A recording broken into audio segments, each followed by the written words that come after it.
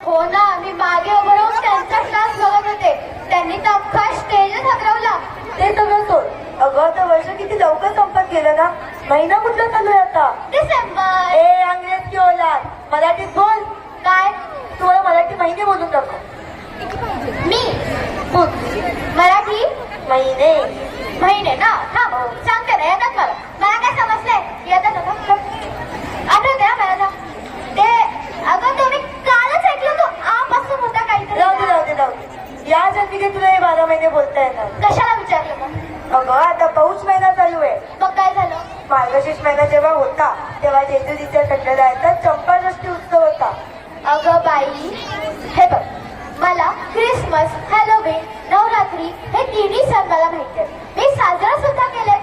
पण आता तू हे मध्ये चमचा इथे इथेच तर आपण सगळे चुकतो. आपल्याला परदेशातले परराज्यातले सगळे सण माहिती असतात. आपण ते साजराही करतो, त्यात काही वाईटही नाही. पण हे सगळं करता करता माणूस आपल्या संस्कृतीला, आपल्या परंपरेला कुठेतरी विसरत चाललंय, नाही का? तेही खरं.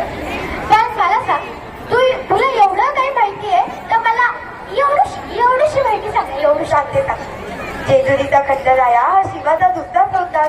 त्याने मनी आणि मल्ल या 2 क्रूर राक्षसांचा वध केला आणि लोकांना त्या संकटापासून वाचवले अशी एक काल्पनिक कथा आहे. ही घटना मार्गशीर्ष महिन्याच्या शुद्ध षष्टीला घडली, म्हणून चंपाषष्ठीचा सण मनवतात. कळलं का तुला आता?